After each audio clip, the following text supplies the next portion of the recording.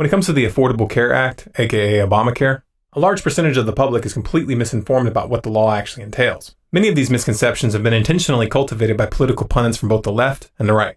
And predictably, people have latched onto the distortions which most closely fit into their worldview.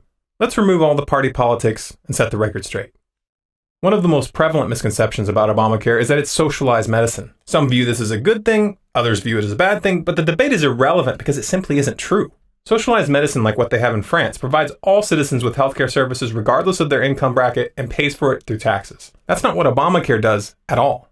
Obamacare is designed to force every single person in the US to acquire health insurance from private companies regardless of where you get it. If your employer doesn't provide it, then you must purchase it on your own. If you don't, you'll be penalized, and that penalty will be collected by the IRS. This is referred to as the individual mandate.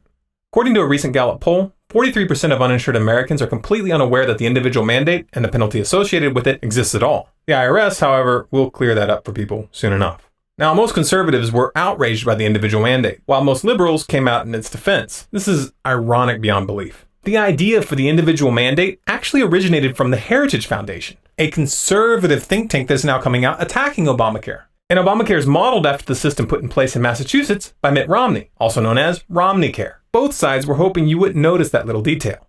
There's also been quite a bit of disinformation surrounding the penalties. The penalty for not buying insurance was set up to increase gradually over a period of 3 years. In 2014, the minimum penalty is $95 or 1% of taxable income, whichever is larger. In 2015, it's $325 or 2% of taxable income. And in 2016, it's $695 or 2.5% of taxable income.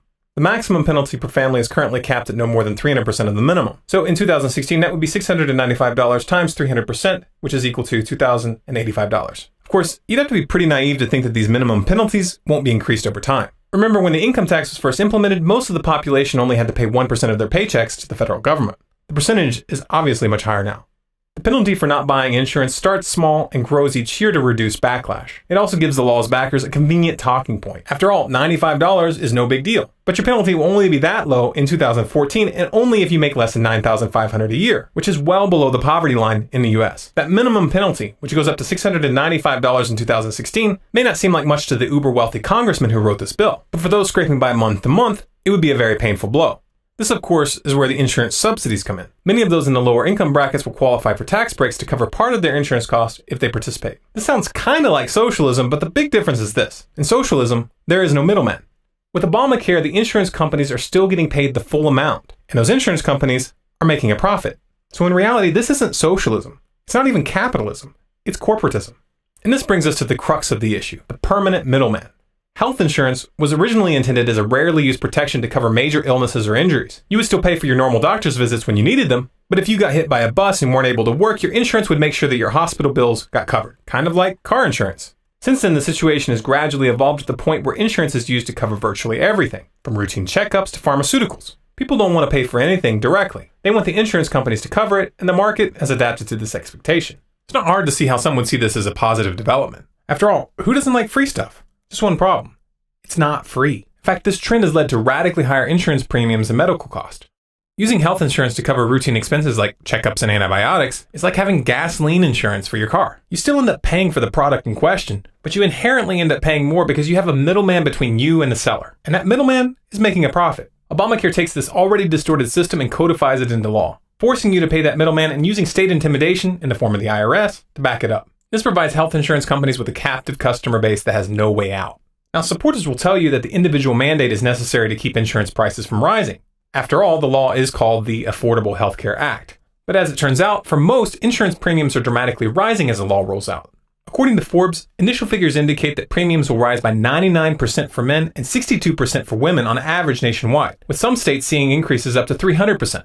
Of course, if you're in a low-income bracket, these massive increases are somewhat offset by the federal subsidies. But again, the insurance companies still get paid the full amount. So where is that money going to come from? You can say the government's going to pay for it, but the federal government is already $17 trillion in debt, and that debt is growing faster every day. To pin all your hopes on the US government covering the tab, or to assume that somehow you're going to get something for nothing, is just magical thinking. Here's what it comes down to. This law is a manifestation of short-sighted greed. It's a half-baked scheme designed to siphon money out of the middle class and line the pockets of the filthy rich. That captive customer base, with the corporate welfare propping it up, translates into big profits for the insurance companies. According to the New York Times, over the past 12 months, the stock prices of the top 5 publicly traded health insurance companies have increased by an average of 32%. This while the S&P 500 stock index has risen by just 24%.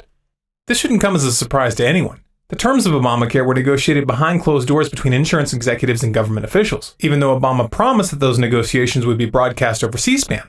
What did you think would be the result of those closed-door meetings? Did you really think that the insurance companies would be looking out for the interests of the people?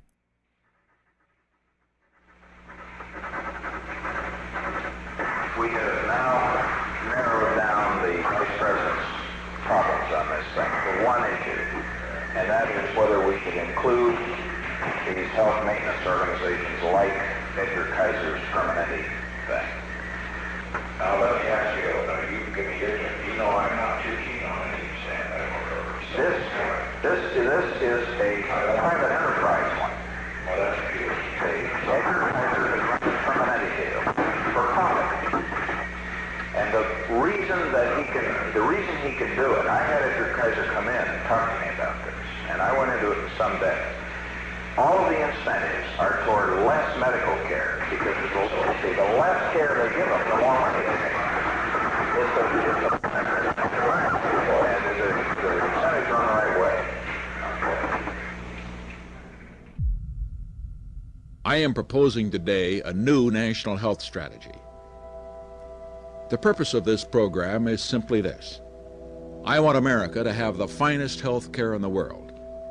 And I want every American to be able to have that care when he needs it. Nothing new here, guys. Just good old-fashioned greed and corruption.